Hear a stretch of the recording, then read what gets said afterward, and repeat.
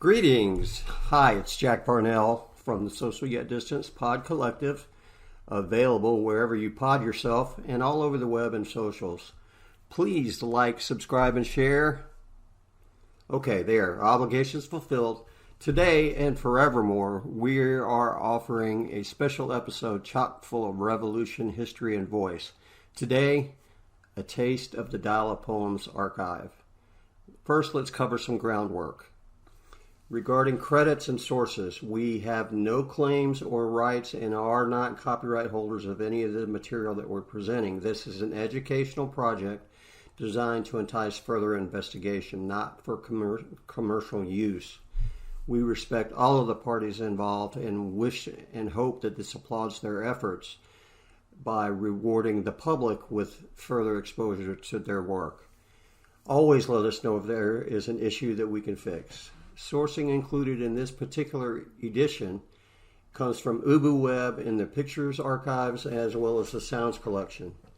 Ginsberg.org is a fantastic resource for all things related to this period of time that we're covering. And then various Google searches revealing other open sources like archive.org, other free or rights-approved content and media sources. Okay, we Googled a bunch of stuff. So the whole point, though, is to get the audience to learn more, to entice further investigation into this beautiful slice of American literature history. You got beef? Let us know. We'll fix it in the most Buddhist-vegan way. One more thing. In keeping with the Dial of Poems tradition, I would welcome you to visit our Anchor podcasting site. I'll leave the link for you, but let's relive the moment. Contact the site, select message, and leave a feedback on this particular segment and a poem if you'd like. There's going to be a 1-minute limit.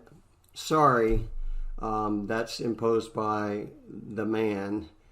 They warned us about technology and free speech now, didn't they?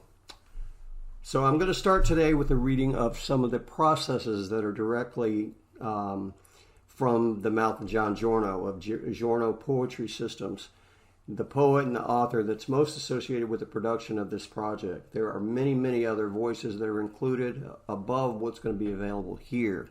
UBUWeb has the majority of the collection, the lineups, album liner notes, etc., etc. This is only a sampling. Go, listen, and join us. You'll be glad you did. All right, here we go. The Dial of Poem Poets, 1972. Dial of Poem Hype. One day a New York mother saw her 12-year-old son with two friends listening on the telephone and giggling. And she grabbed the phone from them, and what she heard freaked her out. This was Dial of Poem, and it was at the Architectural League of New York with worldwide media coverage, and a junior scholastic magazine had just done an article, and listening to Dial of Poem was homework in the New York City public schools. It was also at a time when I was putting out a lot of erotic poetry like Jim Carroll's pornographic basketball diaries. So it became hip for the teenies to call. The mother and other reactionary members of the community started hassling us. And the Board of Education put pressure on the telephone company, and then there were hassles and more hassles, and they cut us off. Ken Dewey and the New York State Council on the Arts were our champions, and the heavy lawyers threatened the telephone company with a lawsuit, and we were instantly on again. Soon after, our funds were cut and we couldn't pay the telephone bill, so it ended. Then we moved to the Museum of Modern Art, where one half of the content of Dial of Poem was politically radical poetry at the time. With the war and repression and everything, we thought this was a good way for the movement to reach the people. Time magazine picked up on how you could call David and Nelson Rockefeller's museum and learn how to build a bomb. This was when the weathermen were bombing New York office buildings. Time ran a piece on the Nation page next to the photo of a dead cop shot while talking on the telephone in Philadelphia. However, Bobby Seale, Eldridge Cleaver, and the Black Panthers were well represented. This, coupled with rag publicity, really freaked the trustees of the museum, and the members resigned, and thousands complained, and the FBI arrived one morning to investigate. The Museum of Modern Art is a warehouse of the plunder and rip-off for the Rockefeller family, and they got upset at being in the situation of supporting a system that would self-direct or self-purify, so they ordered the system shut down. John Hightower, MoMA director, was our champion with some heavy changes of conscience, and he wouldn't let them silence us for a short while. And then later, John Hightower was fired from MoMA, and Ken Dewey, recently flying alone in a small plane, crashed and died.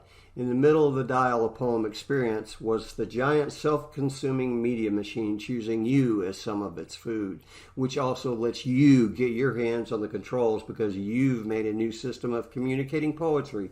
The newspaper, magazine, TV, radio coverage had the effect of making everyone want to call the dial-a-poem. We got up to the maximum limit of the equipment and stayed there. 60,000 calls a week, and it was totally great. The busiest time was 9 a.m. to 5 p.m., so one figured that all those people sitting at desks in New York offices spent a lot of time on the telephone. Then the second busiest time was 8:30 p.m. to 11:30 p.m. was the after-dinner crowd, then the California calls and those tripping on acid or couldn't sleep 2 a.m. to 6 p.m. So using an existing communication system, we established a new poet-audience relationship. Signed, John Giorno, August 1972.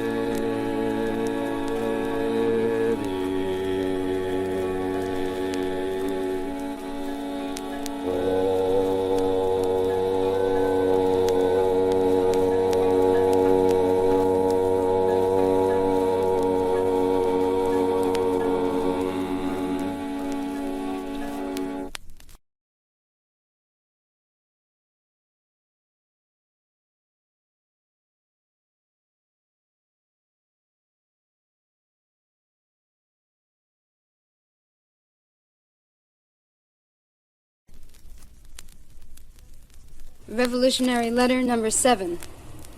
There are those who can tell you how to make Molotov cocktails, flamethrowers, bombs, whatever you might be needing. Find them and learn. Define your aim clearly. Choose your ammo with that in mind. It is not a good idea to tote a gun or knife unless you are proficient in its use. All swords are two-edged, can be used against you by anyone who can get them away from you. It is even possible on the East Coast to find an isolated place for target practice. Success will depend mostly on your state of mind. Meditate, pray, make love, be prepared at any time to die, but don't get uptight. The guns will not win this one. They are an incidental part of the action, which we better damn well be good at. What will win is mantras, the sustenance we give each other, the energy we plug into, the fact that we touch, share food, the Buddha nature of everyone, friend and foe, like a million earthworms, tunneling under this structure till it falls. Revolutionary Letter number 13. Now let me tell you what is a Brahma Shastra. Brahma Shastra, Hindu weapon of war, near as I can make out a flying wedge of mind energy hurled at the foe by God or hero, or many heroes, hurled at a problem or enemy, cracking it. Brahma Shastra can be made by any or all, can be made by all of us, straight or tripping, thinking together, like, all of us stop the war at 9 o'clock tomorrow, each take one soldier, see him clearly, love him, take the gun out of his hand, lead him to a quiet spot, sit him down, sit with him as he takes a joint of Viet Cong grass from his pocket.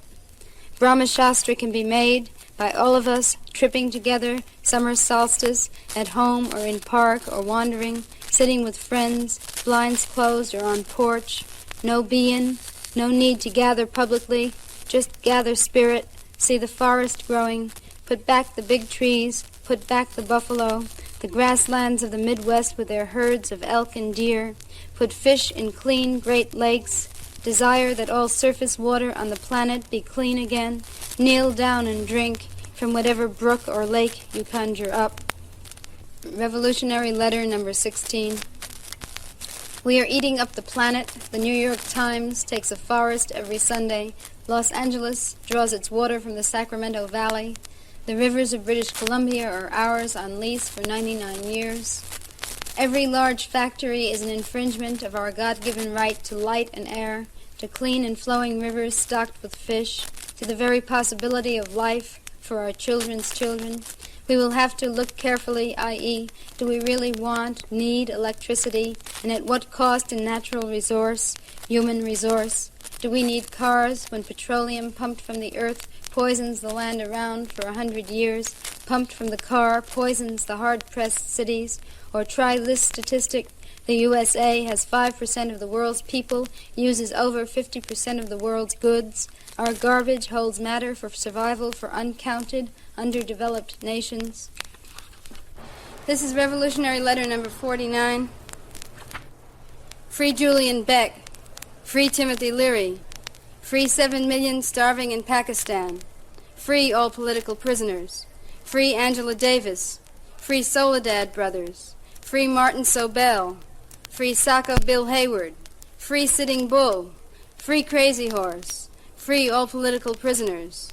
Free Billy the Kid. Free Jesse James. Free all political prisoners. Free Nathan Hale. Free Joan of Arc. Free Galileo and Bruno and Eckhart. Free Jesus Christ. Free Socrates prisoners. Free all prisoners are political prisoners. Every pot smoker a political prisoner. Every hold-up man a political prisoner. Every forger a political prisoner. Every angry kid who smashed a window a political prisoner. Every whore, pimp, murderer a political prisoner. Every pederast, dealer, drunk driver, burglar, poacher, striker, strike-breaker, rapist. Polar bear at San Francisco Zoo, political prisoner. Ancient wise turtle at Detroit Aquarium, political prisoner. Flamingos dying in Phoenix Tourist Park, political prisoners. Otters in Tucson Desert Museum, political prisoners. Elk in Wyoming grazing behind barbed wire, political prisoners. Prairie dogs poisoned in New Mexico, war casualties. Mass grave of Wyoming bald eagles, a battlefield. Every kid in school, a political prisoner. Every lawyer in his cubicle, a political prisoner. Every doctor brainwashed by AMA, a political prisoner. Every housewife, a political prisoner. Every teacher lying through sad teeth, a political prisoner. Every Indian on reservation, a political prisoner. Every black man, a political prisoner. Every faggot hiding in bar, a political prisoner. Every junkie shooting up in John, a political prisoner. Every woman, a political prisoner. Every woman, a political prisoner. You are political prisoner locked in tense body. You are political prisoner locked in stiff mind. You are political prisoner locked to your parents. You are political prisoner locked to your past. Free yourself. Free yourself. I am political prisoner locked in anger habit. I am political prisoner locked in greed habit. I am political prisoner locked in fear habit. I am political prisoner locked in dull senses. I am political prisoner locked in numb flesh. Free me. free me, help to free me, free yourself, help to free me, free yourself, help to free me, free Barry Goldwater, help to free me, free Governor Wallace, free President Nixon, free J. Edgar Hoover, free them, free yourself, free them, free yourself, free yourself, free them, free yourself, help to free me, free us, dance.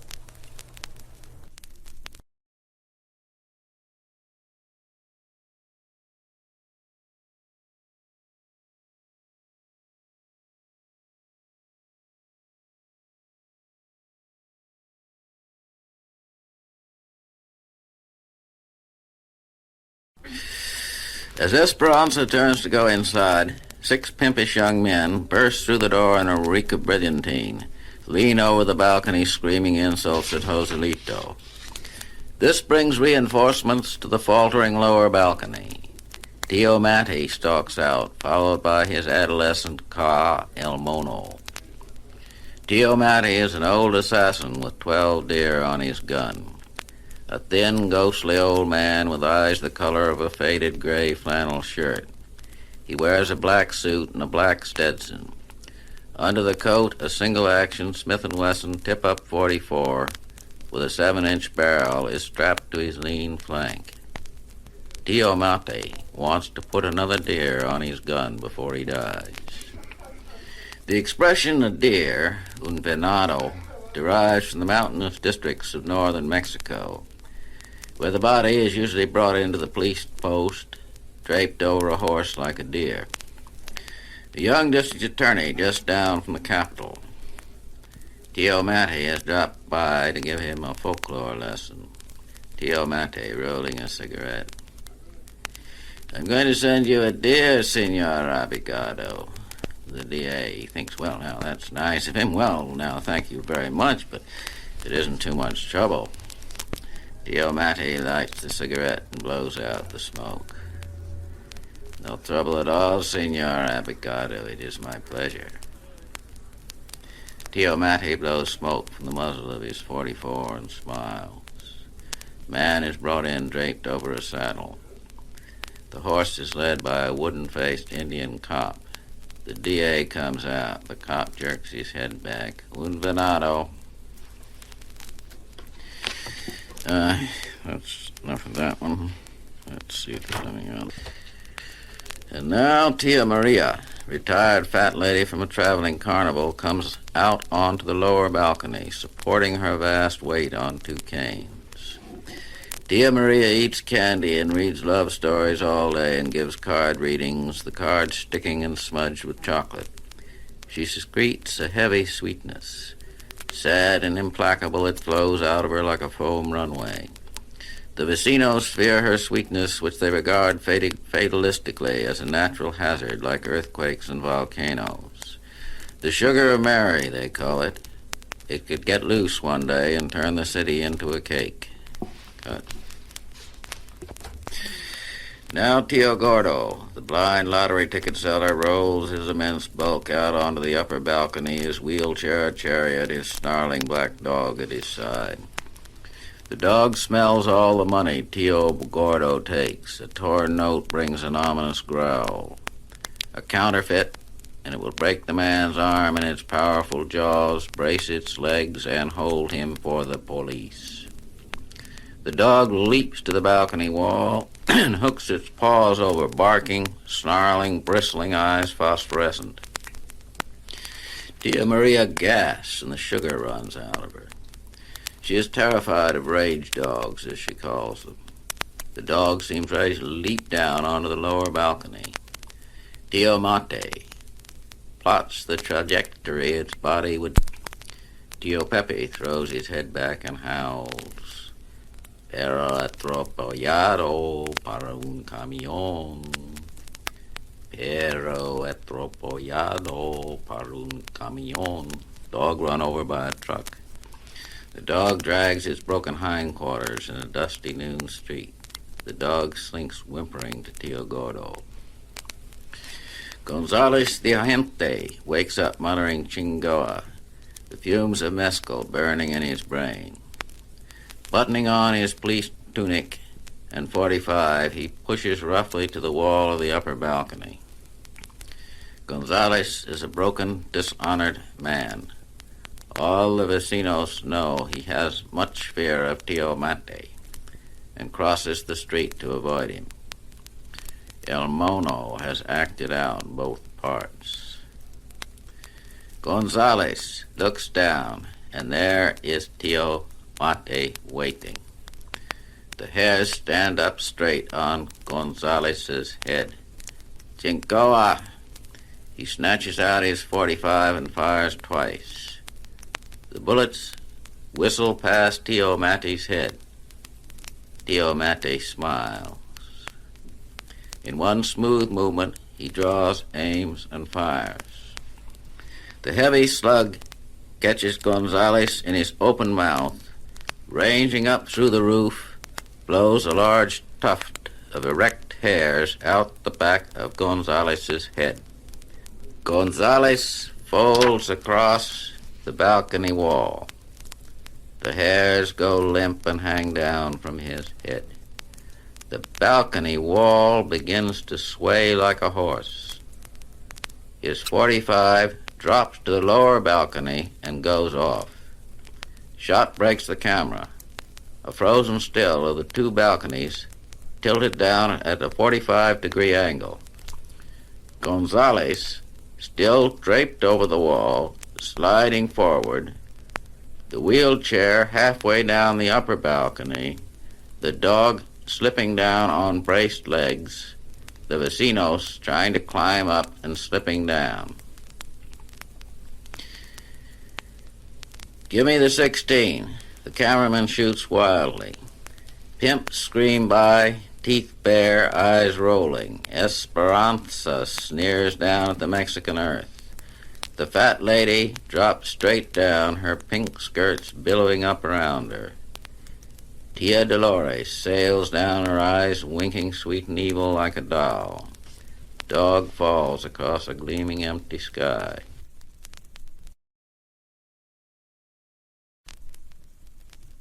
Pressure. When I see you climb the walls, I climb them too. Mudhole. No way out of the telephone booth, the classroom, the VW bus, the igloo. No way out of the Quonset hut, the tea for two, the greenhouse, the waterproof tent, the motel room, the split-level ranch house, the hacienda, the chalet, the icy castle, the formidable mountain, the haunted house, the 747, the rickety porch, the lazy afternoon, my mother's house, your sister's house, the hospital ward, the clothes hamper. No way out of Chicago or Cleveland or Detroit. No way out of the 60-story office building, the church, the temple, the Long Island Railroad Station, the A train, the D train, the BMT, the 9th Street crosstown bus, the rain, the 7-inch snow piling up outside my window, the refreshingly hot shower. No way out of the pool room, the bowling alley, the noisy bar, the enormous bathtub, the Chinese restaurant, the delicatessen, the department store, the trolley. No way out of the desert, off the out of the tunnel, out of the river, the lake, the ocean, the bay, off the skis, out of the arena, out of the spotlight, the movie theater, the motion picture screen. No way out of the barn, the farm, the chicken coop, the stable, the hayloft. No way out of the doctorate, the BA, the MA, the tool shed, the library, my sneakers. No way out of Africa, no way off the Jeep, the circus, the rodeo, the Donizetti opera, La Fille du Regiment. No escape from Joan Sutherland's astounding voice or the barking dogs chasing the deer, weakened from a long winter. No escape from the guitar or the cello or the harpsichord. No escape from the mailman, the endless mail. No way out of the stationery store, the print shop, the newspaper office, the glossy IBM retail showroom on William Street, the poker game, the family dinner, the cocktail party, the birthday celebration. No way out of Christmas, off New Year's, out of Philadelphia, Texas, Reason, PA. No way out of the sleeping bag. No way, no way. No way out of the celery patch, the organic vegetable garden, the ancient forest, the deep ravine, the glistening valley, the starry night, the Louvre, the Met, the numerous art galleries of New York City and LA, the simple chat, the zoo, no escape, The coat hangers, no escape. The history of Russia, no escape. China, Japan, the history of music, no escape. The voices of the pygmies singing in the rainforest. Gamelan, Mozart's legacy, and Satie's. No way out of prison, no way off progress, off collapse. No way out of the White House or the Senate or the Capitol. No way, no way. No way out of money, even when you're out of it. No way out of whippoorwills, swallows, gulls, the swimming pool, Bellows Falls. The great chain of being, no escape. The magnetic field, no escape. The continental shelf, no escape. The Great Barrier Reef, no escape, no escape. The Piper Cub, no return. The next acceptance speech, no return. The last hurrah, the middle age. No way out of TV, no way off Mars. The moon, the sun's radiant energy, no way, no way. No way out of structural anthropology, or brain chemistry, or painkillers, or pain. No way off pleasure, the rainbow, no escape. The cab ride, no escape. The World Trade Center, no escape. The Amazon, no escape. Amazing Grace, no escape. Autumn, no escape. My window, no escape. And midnight, stubborn midnight, no escape. No return, no way off. No way out of midnight. Black midnight, deep midnight. Now coaxing midnight, gentle midnight, no escape. Ode to Joy. We shall have everything we want, and there'll be no more dying on the pretty plains or in the supper clubs. For our symbol will acknowledge vulgar materialistic laughter over an insatiable sexual appetite, and the streets will be filled with racing forms, and the photographs of murderers and narcissists and movie stars will swell from the walls and books alive in steaming rooms to press against our burning flesh, not once but interminably, as water flows downhill into the full-lipped basin, and the adder dives for the ultimate ostrich egg, and the feather cushion preens beneath a reclining monolith that's sweating with post-exertion visibility and sweetness near the grave of love. No more dying. We shall see the grave of love as a lovely sight and temporary near the elm that spells the lovers' names in roots.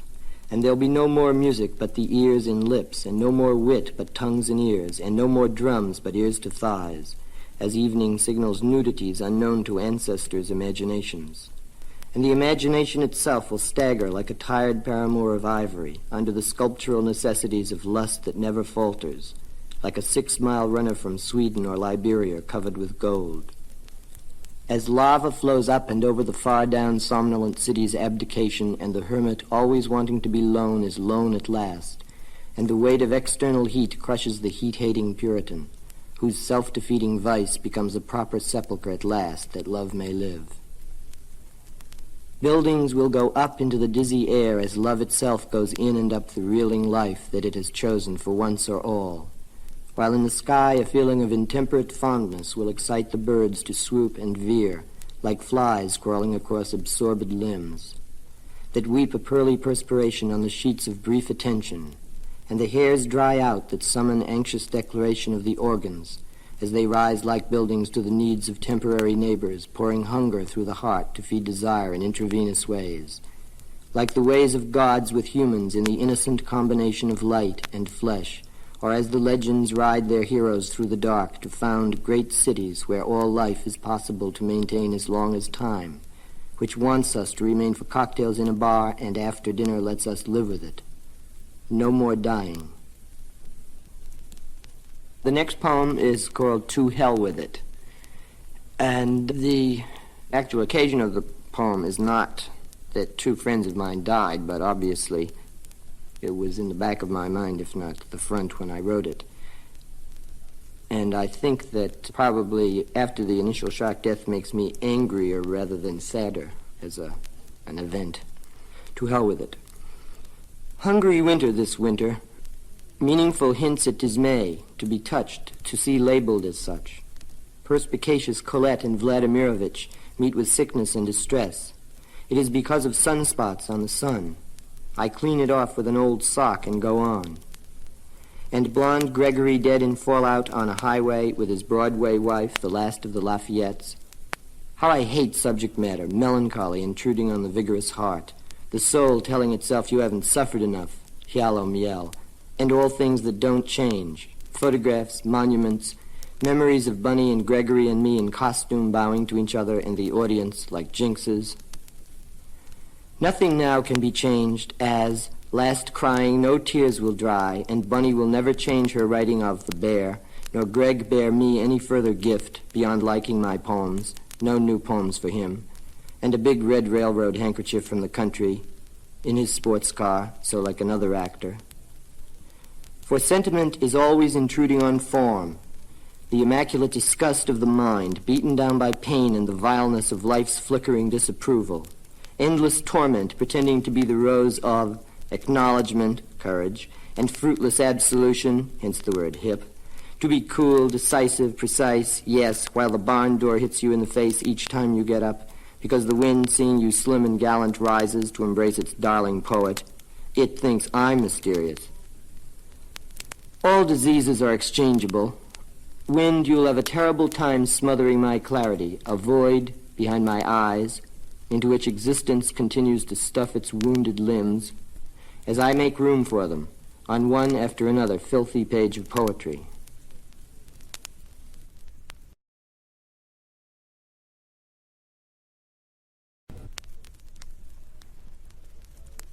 This is part of a diary from 1962. We were in the room, and then the coach, he told me to take my shirt off and try on the top of the uniform. And I did that too. And then he told me that it fit perfectly over my body, and he started to rub my body and take it back off me again. And then he said, take off your pants and try on these bottoms.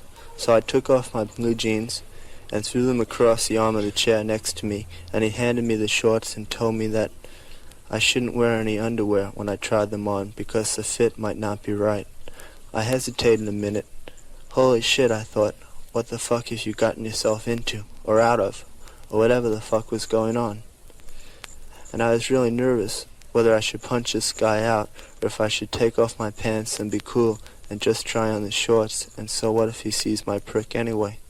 I'm only 12 years old. I took off my underwear, and I was standing there totally naked, and Mike's eyes were popping out. And I went to pull off the shorts to see if they fit, but he stopped me, and he told me that he wanted to take my measurements first, and he sort of took my body and leaned it against the wall, and began to measure my thighs and my calf muscles, 13 inches, by the way. And then the fucker did it. He pressed his palm very softly against my prick and my balls, and said that he should measure that now. No more, I thought. I took that motherfucker, and mostly by instinct, I guess, gave him a pretty solid fiver over the back of his neck. Then I got angry. He was down on his knees from that punch, and just took him by his face and pushed him so that his head hit on the brass bedpost, and then I simply whipped my clothes on again, picked up the uniform, and made it to the door, where he came running after me and told me not to be angry. August 7th, 1965. Tonight we got drunk, but not as bad as last night, so we went over to some terrible bar and tried to pick something up. The guy told us that the Celia sisters were heading down toward the beach. I had gotten a blowjob once from Alice Celia, and a little sister had quite a reputation herself, so Willie and I headed after them. When we caught up to them, we waited about 10 feet behind and watched them duck into an alleyway. They were both stone drunk. When we passed by, we saw them making out with each other all over the concrete. Boy, that really turns me on, Willie said to me. Then he called for Alice, and she came over and said to me, I remember you. You came in my mouth, and it tasted like strawberries. This girl is really fucked up, I thought. She was only 14, too. Her sister was 13. Want to go down to the beach with us? I asked. Okay. On the way over to the beach, Alice pissed right in the street, but I don't want to soil my diary with a description of that. Then some other guys spotted us with them and told some other guys who told some other guys, and I swear before long the whole fucking town was on the beach waiting for blowjobs. One guy came up to me and asked what was going on. These two girls, I think, are about to give out an awful lot of blowjobs, I said. Get in line, someone else told him. Willie and I left that fucking scene, got a ball, and went down to the courts in the dark to practice foul shots for the game tomorrow.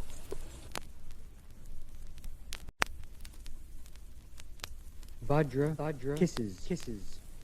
When starting on a journey, they did not tell their party where they were going, or how long it would take. He looked at himself in the mirror above the sink, and grinned. Particular deities surviving on the energy of a given situation.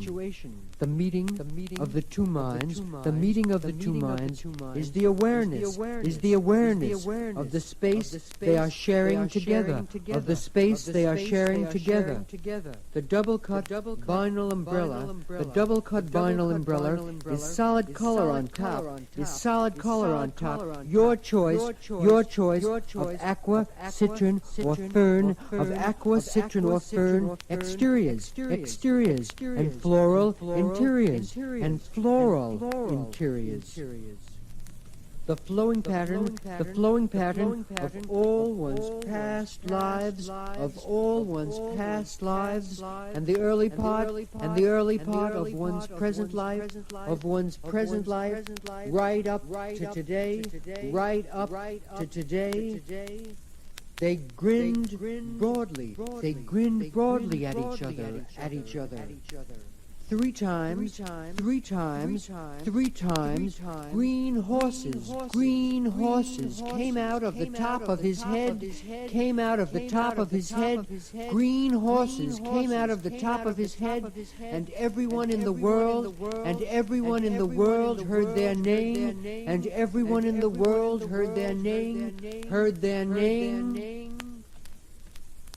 They pulled each other closer. They pulled each other closer. When you look in this mirror, it shoots flames at you. Thunderbolts at you. It shoots amrita at you. Then they squirmed closer.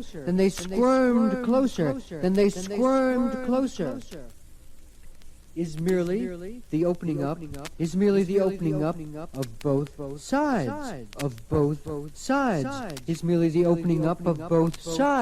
Opening the whole thing. Their tremendous energies from exploding stars, known as supernovas, or collapsing stars, known as pulsars. They sucked each other's tongues. And swapped spit. He was breathing hard, and I felt his heart, pounding, as he leaned against me,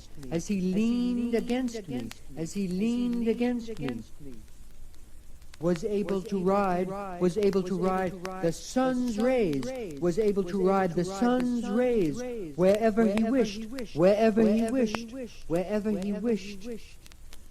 Something just opens. Something just opens. And there was a kind of flash. And that's all.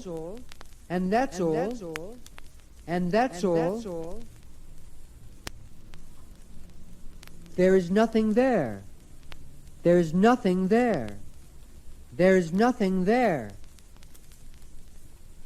Energy can only happen in the absence of energy. Otherwise, there would be just one big explosion. The sword in his right hand, and the skull bowl of blood, in his left, and the sword in his right hand, and the skull bowl of blood in his left. Whatever happens, that's part of the trip. If you do it, you get it. You get it. If you do it, you get it. He is seated. He is seated on a human skin. He is seated on a human skin. On a human skin. With hands and skull still attached. With hands and skull still attached. With hands and skull still attached. We moved in rhythm. We moved in rhythm. We moved in rhythm. Hips slamming against hips. Hips slamming against hips. Hips slamming against hips. As I worked my body, in upward and downward, as I worked my body in upward and downward movements, in upward and downward movements. Was sometimes able to turn his body, was sometimes able to turn his body into a golden vajra, into a golden vajra. It is not a question. It is not a question of going into another world, of going into another world, into another world. This is another world. This is another world. This is another world. And fell asleep, and fell asleep in each other's arms, and fell asleep in each other's arms, in each other's arms. Two small curved bridges span the access roads, The air around you is liquid, and you can feel the liquid, being pulled into your lungs, as you inhale. Access roads that connect to the east-west highway, and to the bridge. One opens oneself completely. In such a way that, although it may only be for a few seconds, it somehow means a great deal. Then slowly release it. By exhaling. Power steering, four-wheel drive, an adjustable seat, a padded instrument panel, as well as a tinted windshield, a stereo tape deck, an AM/FM radio.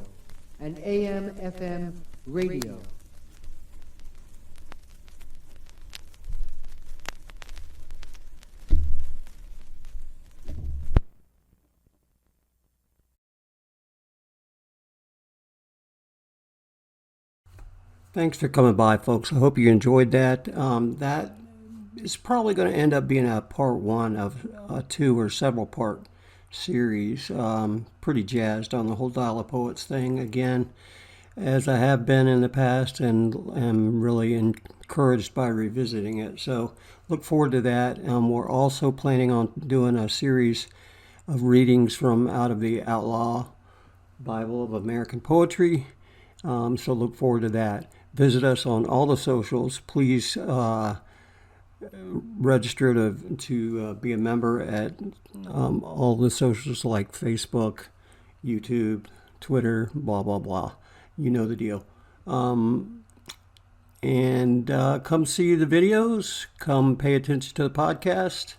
And we appreciate you being here and look forward to seeing you again soon. Thanks.